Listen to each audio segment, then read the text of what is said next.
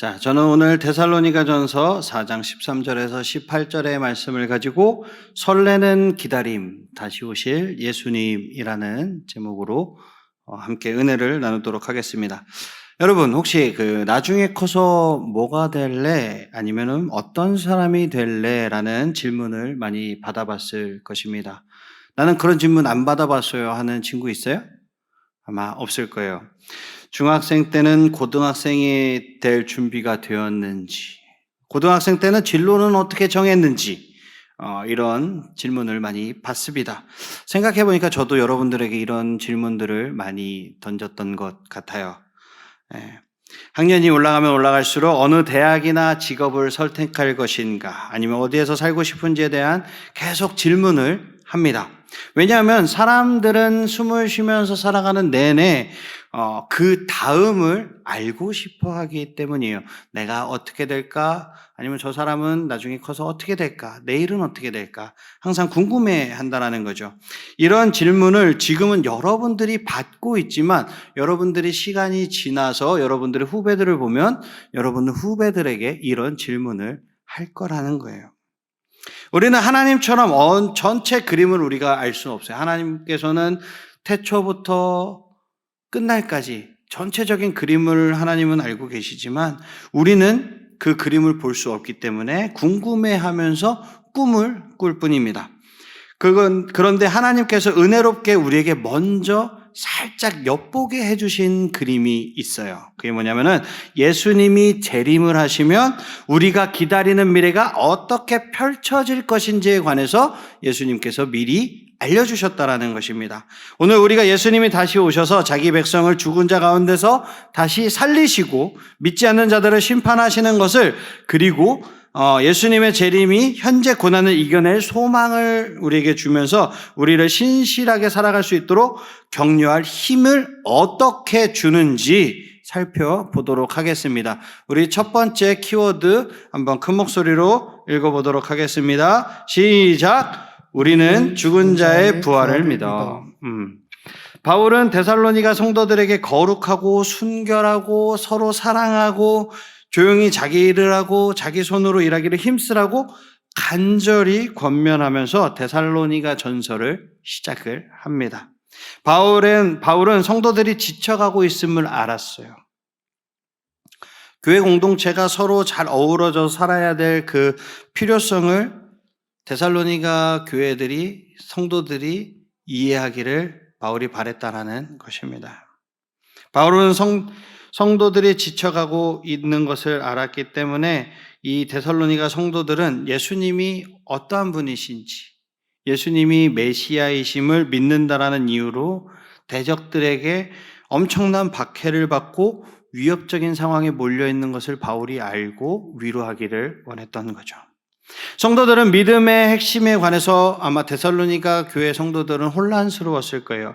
그리스도께서 이미 재림하신 것은 아닌지, 주님의 재림의 때를 우리가 놓친 것은 아닌지, 만약에 오시지 않았더라도 만약 내일 재림을 하신다면, 예수님께서 이 땅에 오신다면 이미 죽어버린 내 사랑하는 이 사람들은 어떻게 될 것인지, 그들은 소망으로 살다가 고난을 받고선 죽었는데 이 영광스러운 소망을 혹시나 놓쳐버리는 것은 아닌지, 목회자로서 바울은 성도들을 보살피는 마음으로 이런 성도들의 그 슬픈 마음에 주목을 했습니다. 우리 13절에서 14절을 한번 보도록 할게요.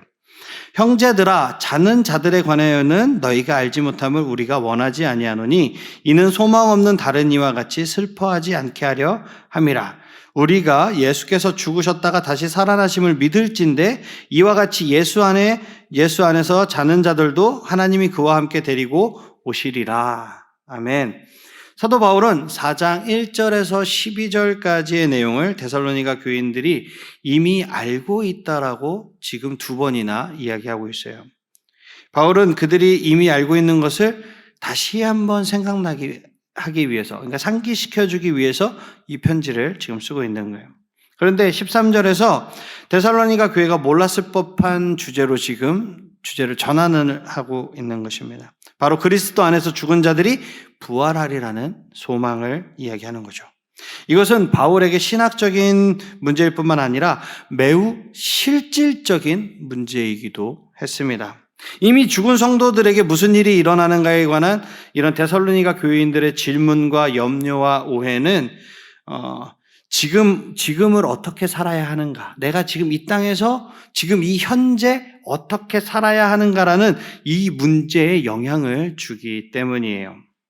만약 죽음에 관한 소망이 없다면 아무리 성도라고 해도 오늘을 어떻게 살아야 하는지를 중요하게 여길 수 없기 때문에 그렇습니다. 눈에 보이지 않는 유익을 바라고 거룩하고 순수하게 살면서 세상의 기쁨을 희생할 수 있을까요? 내가 그리스도에 대한 소망이 없다면, 내가 예수님을 믿는 것이 이 땅의 것만을 위해서가 아니라 우리가 나중에 주님 곁에 갔을 때 그 천국을 바라보기 위해서 주님을 믿는 것이잖아요. 그렇게 그거를 위해서 우리가 달려나가는데 이 땅에 얼마나 재밌는 게 많습니까? 오락도 있고 즐거운 것들이 너무나 많잖아요. 근데 이것을 포기하고 여기를 선택할 수 있느냐 하는 문제라는 거예요. 이런 질문이 오늘날에도 계속해서 주어지는 거예요.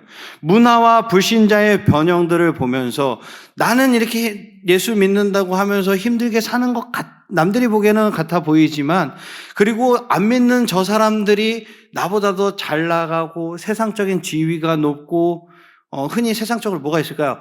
돈 많고 성공하고 좋은 차 타고 좋은 집에 사는 저런 모습을 보면서 우리가 지금 살고 있는 이 좁은 문으로, 좁은 길로 가는 이런 것이 의미가 있는지, 가치가 있는지 정말 의문스러울 때가 있다는 거예요. 또한 믿음을 버리고는 쉽지만 이렇게까지 극단적으로 살아야 하는지 아마 궁금하기도 할 것입니다. 바울은 이야기의 끝을 살피라고 권면하는데 이 말은 데살로니가 교회뿐만 아니라 우리에게도 지금 하는 이야기이죠. 그리스도를 위해 살려면 그때뿐만 아니라 오늘날에도 많은 대가를 치러야 합니다. 아마 매우 힘들고 고통스러울 거예요. 남들 놀 때 우리도 다 놀고 싶고 남들 재밌게 즐겁게 지낼 때 나는 왠지 모르게 우리 신앙의 양심의 가책을 느끼면서 못하는 것들이 솔직히 많이 있잖아요. 그죠? 그런데 우리가 그 끝을 본다면 우리는 하나의 동기를 발견할 수 있게 됩니다. 바로 산자나 죽은 자나 모든 그리스도인이 부활한다라는 그 소망을 보는 거예요. 그리스도인의 소망은 신앙을 실천하는데 아주 중요하고 필요한 용기를 주고 버틸 힘을 주는 것입니다. 만약에 부활의 소망이 없다 그러면 편하게 살면 돼요. 이 땅에서 내가 지금 한평생 살고 죽는 게 끝이라면 저는 정말 허무한 인생을 살고 있는 것이 되는 거예요. 여러분들에게 이 말씀을 전하는 저는 정말 여러분의 본이 되기 위해서 그 많은 것들이 많잖아요. 안 하는 것들이 많잖아요. 근데 그 끝이 만약에 내가 그렇게 그리워하고 바라보던 그 천국이 없다고 하면 정말 불쌍한 인생을 사는 게 돼버리죠. 하지만 그 끝이 있기에 우리가 부활이라는 주님과 함께 영원한 천국에서 함께 한다라는 그 소망이 있기에 우리가 그것을 감내하고 이겨내는 것입니다. 그래서 바울은 죽은 자의 부활에 대해 소망이라고 말을 했는데 그렇다고 깊은 슬픔이 근데 줄어드는 것은 아니에요. 지금 주제가 죽은 자잖아요. 죽은 자, 이미 돌아가신 분들. 그러니까 사랑하는, 심지어 그리스도 안에서 사랑한 사람을 잃는 고통은 현실이며 그냥 넘길 수 없는 일이라는 거죠. 간단하게 생각해 보면 부모님의 소천이라든가 아니면은 할머니, 할아버지가 하나님 품에 안기는 소천을 바라보는 거예요. 그래서 우리가 비록 천국의 소망을 바라보면서 비록 일시적인 헤어짐이라고 하더라도 그 슬픔을 느끼며 더 이상 죽음이 없고 하나님이 그분의 백성들과 재결합하고 나중에 화목하게 되는 그날을 갈망해야 한다라는 것입니다. 그럼에도 인간적인 우리의 정이 있기에 우리는 슬퍼하는 거죠. 그래서 그리스도인들은 슬퍼해야 한다는 거예요. 근데 슬퍼하는 것은 우리가 마땅히 해야 할 일이지만 세상이 슬퍼하는 것처럼 슬퍼할 필요는 없다라는 것입니다. 죽음이 끝이 아님을 아는 우리의 애도는 결이 다르다라는 거죠. 부활을 기대하는 그 소망을 가지고 슬퍼한다라는 것입니다. 죽음이라는 어둠이 우리 앞에 있다고 해도 우리는 소망을 가질 수 있다라는 거죠. 우리를 위해 모든 일을 이루실 예수 그리스도를 믿는 사람들은 언젠가 주님이 사망을 이기고 이루실 그 예수 그리스도 이기실 것을 믿는다라는 거예요.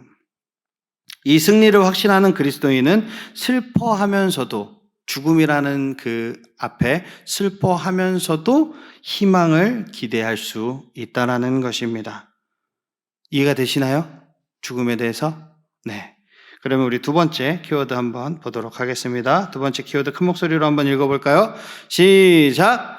우리는 예수님의 재림을 기다리고 있어. 네. 바울은 데살로니가 전서에서 예수님의 재림을 4번이나 언급합니다. 이제 바울은 재림에 관해서 좀 더 깊이 파고들면서 설명을 할 거예요. 15절에서 18절을 한번 읽어보도록 하겠습니다. 우리가 주의 말씀으로 너희에게 이것을 말하노니 주께서 강림하실 때까지 우리 살아남아 있는 자도 자는 자보다 결코 앞서지 못하리라. 이미 죽은 사람들보다 우리 지금 살아있는 사람들이 결코 앞설 수 없다라는 거예요. 주께서 호령과 천사장의 소리와 하나님의 나팔 소리로 친히 하늘로부터 강림하시려니 그리스도 안에서 누가 먼저 일어난다고요? 죽은 자들이 먼저 일어나고 그 후에 우리 살아남은 자들도 그들과 함께 어디로? 구름 속으로 끌어올려 공중에서 주님을 영접하게 되는 거예요. 영접하게 하시리니 그리하여 우리가 항상 주와 함께 있으리라. 그러므로 이러한 말로 서로 위로하라라고 지금 이야기하고 있는 것입니다. 바울은 데살로니가 교회가 아마 13절, 14절을 읽고 이렇게 질문하기를 기대했을지도 몰라요. 글쎄요. 그리스도 안에서 죽은 사람에게는 좋은 소식이겠지만 살아있는 사람들은 어떡하고요? 예수님이 다시 오실 때까지 살아있다면 과연 무슨 일이 일어날까요? 앞서 바울은 죽은 자들을 위해 예비된 것이 무엇인지 이해하지 못하는 것을 염려했지만 이제는 살아남아 있는 자들에게 관심을 돌립니다. 바울은 주님이 돌아오실 때 살아있는 성도들은 죽은 자들과 같은 경험을 하게 될 것이라고 분명하게 전하고 있어요. 그리스도 안에서 죽은 자들을 살아있는 자들 없이 예수님을 친히 영접하지는 않을 거예요. 그러니까 이게 무슨 말이냐면 죽은 자들이 먼저 일어나고 살아있는 자들은 그들과 함께 구름 속으로 끌어올려서 공중에서 주님을 영접하게 된다라는 것입니다. 그때 산자나 죽은 자나 모든 성도들은 그들이 있어야 할 곳에서 예수님과 함께 있을 것이라는 거예요. 그리스도 안에서 죽은 자나 산 자나 모두 그날에 주님과 함께 있으리라는 사실은 우리가 소망을 품기에 충분한 이유가 되고 가치가 된다는 것입니다. 그런데 바울이 여기다가 두 가지의 지금 세부 사항을 덧붙여서 설명을 합니다. 첫 번째는 주님의 호령과 천사장의 소리와 하나님의 나팔 소리로 친히 임하실 것이라는 거예요.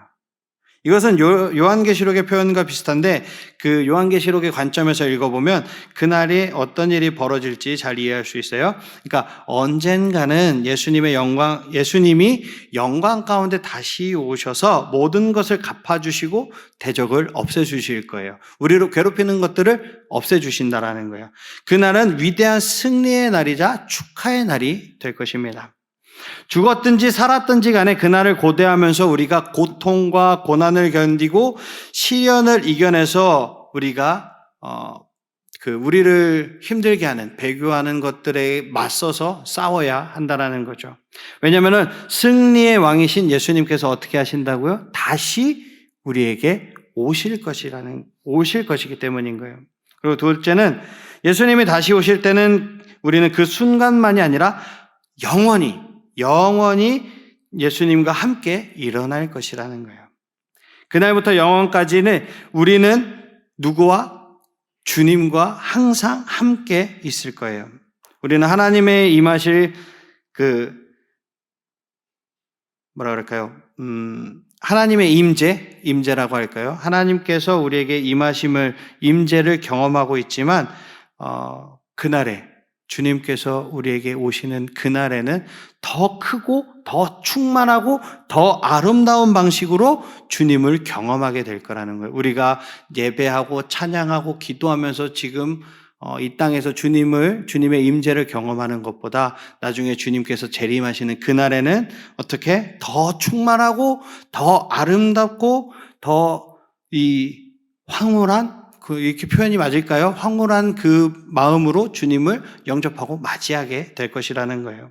그래서 우리가 받는 구원은 단지 죄에 대한 것뿐만 아니라 그리스도와의 관계에 대한 것이기도 해요. 그래서 단순히 죄와 죽음에 대해서 승리할 것이라고 예상하는 정도가 아니라 그리스도의 임하심, 우리에게 내주하시고 임재하시는 그것을 우리가 소망을 해야 하는 것입니다.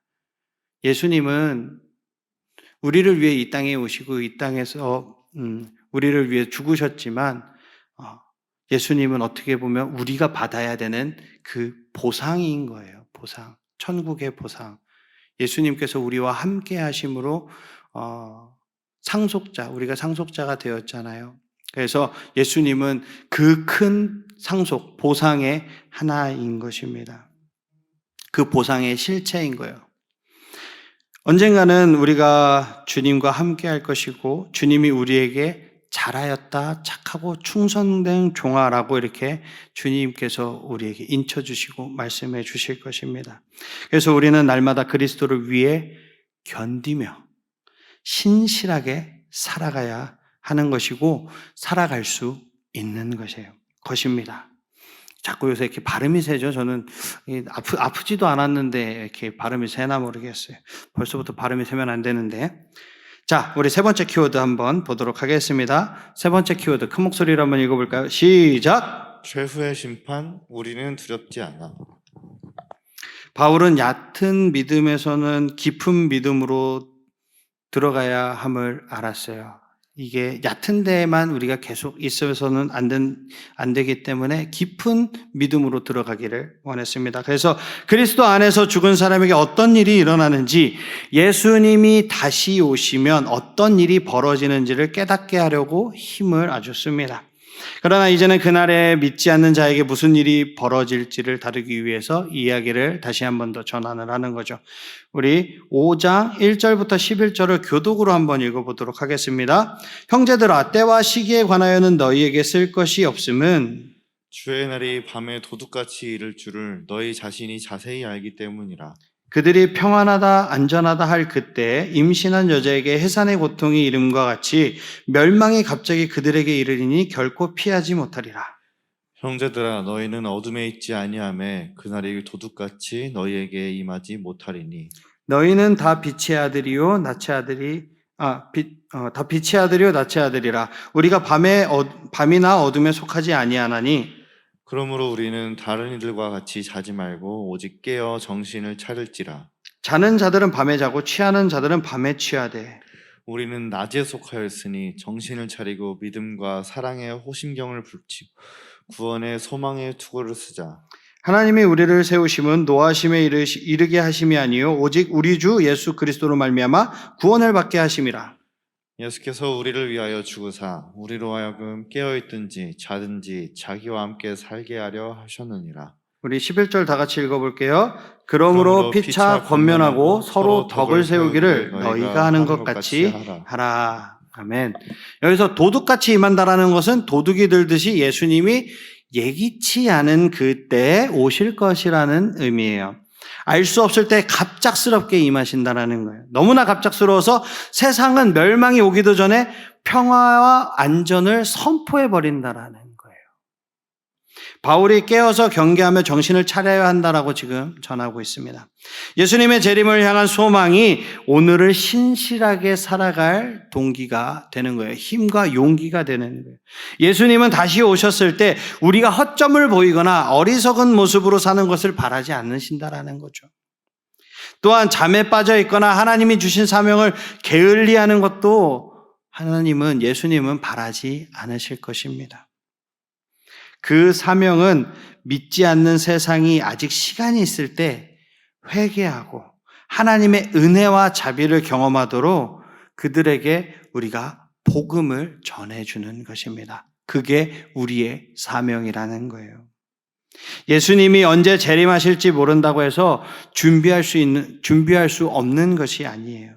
그렇기 때문에 오히려 우리는 늘 지금, 현재, 당장, 언제나 준비가 되어 있어야 하는 것이고 준비를 해 나가야 되는 거예요. 언제나 시작부터 완벽하게 준비되어 있는 사람은 없습니다. 우리가 준비를 하다 보면 우리의 준비가 맞춰지는 그때에 맞춰서 주님이 오실 거예요. 그러니까 난 천천히 준비해야지, 내가 준비 안 하고 있으면 안 오시기, 그런 생각하지 말고 지금 천천히 하나하나씩 해 나가면 되는 것입니다. 우리가 해야 되는 게 뭐라고요? 복음을 전하는 거라고요. 무슨 복음을? 그리스도께서 우리를 위해 이 땅에 오셔서 십자가에 달려 죽으시고 부활하시고 승천하셔서 주님 곁에서 우리를 위해서 기도하시고, 왜? 무엇 때문에? 우리의 죄 때문에 오셨다라는 것을 전하라는 것입니다. 그래서 주님의 날은 하나님의 백성들에게, 우리에게는 승리의 날이지만 하나님을 거부하는 자들에게는 무슨 날입니까? 무시무시한 심판의 날이 된다라는 거예요. 주의 날이 가까이 오지만 믿지 않는 자들은 여전히 하나님의 말씀에 비추어서 영생을 계획하거나 생각하지 않고 스스로의 인생을 즐긴다라는 거예요. 우리 금요일 밤만 되면 어떻습니까? 저기 운서역 앞에, 그리고 뭐 홍대, 신촌, 뭐 강남 많잖아요. 네. 불타는 금요일. 요새는 불금이라고도 안 하죠. 요즘도 불금이라고 합니까? 저도 불금이라고 표현했는데, 우리도 불타는 금요일이 있잖아요. 예, 성령에 있는 금요 기도회가 있잖아요. 불타는. 저만 그런가요? 할렐루야! 맞아요. 세상 사람들은 노아 시대나 바울 시대나 오늘날이나 변함없이 살아가고 있습니다. 노아 시대 때 노아 할아버지가 어떻게 얘기했어요? 조금 있으면 비 온다, 세상 망한다, 다 나한테 와라. 누가 옵니까? 아무도 안 왔잖아요. 노아의 가족들만 구원받았습니다. 지금 이 땅도, 이 세상도 마찬가지라는 거예요. 그리스도께서 오실 때까지 우리는 계속 이 땅은 그렇게 살아갈 거예요. 그러나 우리는 심판이 다가오고 있음을 안다라는 거죠. 그리스도와의 관계를 떠나서는 누구도 영원히 즐거이 누릴 수 없어요. 우리는 사탄과 죄와 죽음에 내려질 그 마지막 심판을 기대할 수 있고 고대해야 하는 거예요. 예수님이 재림하시면 주님을 향한 대적들의 그 계획과 실행은 막을 내리고 사라질 것입니다. 그들이 나를 참소하고 그들이 나를 괴롭히고 나를 예수님과 멀어지게 했던 그 모든 계략들이 무너져 버린다라는 거예요. 예수님이 오시면. 죄와 죽음이 사라질 것입니다. 그리고 옛 뱀, 곧 사탄, 이 사탄은 영원한 불못에 던져질 것입니다.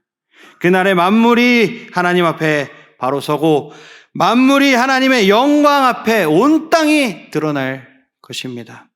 그때 우리는 주님 앞에 서는 거죠. 아까도 얘기했지만 그때 주님이 여러분들을 향해서, 우리 후리를 향해서, 우리 도윤이를 향해서, 우리 휘성이를 향해서, 찬이를 향해서, 너무 많아서 우리 친구들 못 불러주지만 우리 친구들을 향해서 잘하였도다 착하고 충성된 종아, 이 한 말씀 듣는 게 얼마나 우리에게 위로가 되고 위안이 되겠습니까? 맞습니까? 말씀을 정리하도록 하겠습니다. 사랑하는 청소년부 친구들, 구약의 선지자들은 이 주님이 오실 그날을 주구장창 줄기차게 선포했어요. 하나님이 세상을 심판하시고 자기 백성을 구하기 위해서 다시 오시는 그 날이 주님의 날입니다. 바울은 장차 예수님이 다시 오셔서 죽은 자 가운데서 다시 자기 백성들을 일으키시고 악한 자들을 심판할 그 주의 날에 관해서 지금 이야기하고 있는 것입니다. 여러분의 일생을 그리스도의 재림의 관점에서 살아가기를 주님의 이름으로 축복합니다. 모든 일들을 하나님 중심적인 관점에서 세상을 바라보시기를 주님의 이름으로 축복합니다. 그 관점에서 생각하고 판단하고 결단을 하시기를 주님의 이름으로 축복합니다. 아멘. 다 일어나시겠습니다. 우리는 기대하고 기도하며 기다리네. 찬양하고 기도하겠습니다.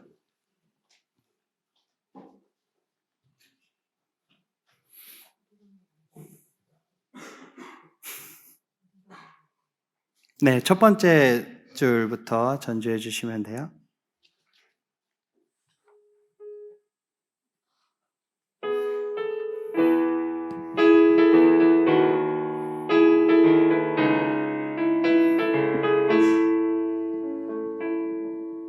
맞아요.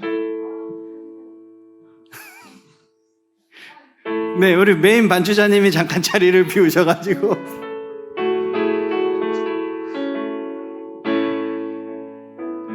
네, 우리는 기대하고 바로 찬양하겠습니다.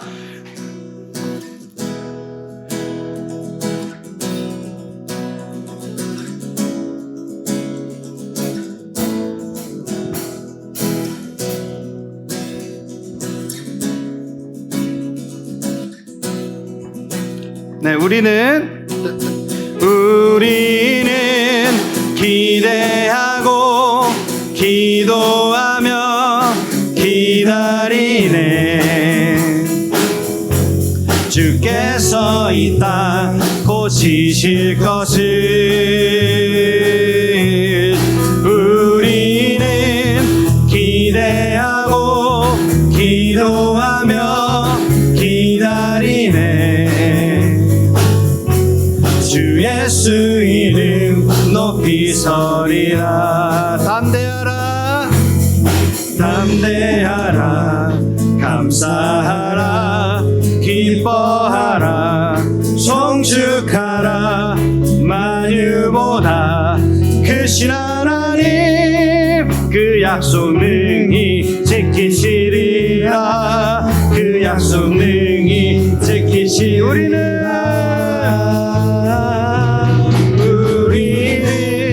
기대하고 기도하며 기다리네.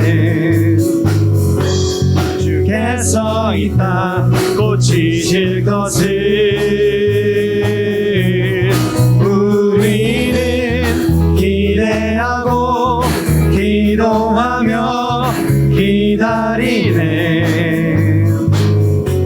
주 예수 이름 높이 우리 한 번 더 담대하라 감사하라 담대하라 감사하라 기뻐하라 송축하라 만유보다 크신 하나님 그 약속 능히 지키시리라. 그 약속 능히 지키시리라.